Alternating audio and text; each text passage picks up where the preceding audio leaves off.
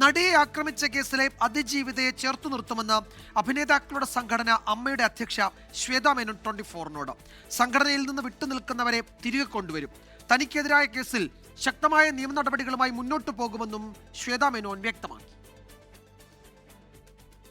Good morning with R Sreekandan Nair ഷോയിലായിരുന്നു പുതിയ ഉത്തരവാദിത്വത്തെക്കുറിച്ച് അമ്മ അധ്യക്ഷ ശ്വേതാ മേനോൻ മനസ്സു തുറന്നത്. നടിയെ ആക്രമിച്ച കേസിൽ അതിജീവിതയെ ചേർത്തു നിർത്തും. സംഘടനയിൽ നിന്ന് വിട്ടുനിൽക്കുന്നവരെ തിരികെ കൊണ്ടുവരാൻ ശ്രമിക്കും. എൻഡ് ഓഫ് ദി ഡേ നമ്മളെല്ലാവരും ഒരേ കരിയർ, ഒരേ ഫീൽഡിലാണ്, കലീഗ്സാണ്, ഫ്രണ്ട്സാണ്. They are most welcome.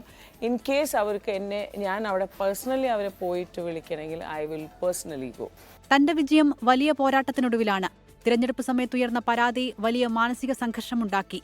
Case വിട്ടുകളയാൻ ഉദ്ദേശമില്ലെന്നും ശ്വേതാ മേനോൻ. പക്ഷെ ഇതൊക്കെ ഞാൻ നിസ്സാരമായിട്ട് കരുതുന്നില്ല.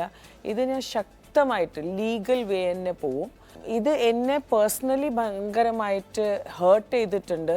ആദ്യമായിട്ട് ഞാൻ 24-നെയും നന്ദി പറയാണ്, എല്ലാ ന്യൂസ് ചാനൽസിനെയും നന്ദി പറയാണ്. സംഘടനയ്ക്കുള്ളിൽ വിഷയം ചർച്ചയാക്കാനാണ് തീരുമാനം.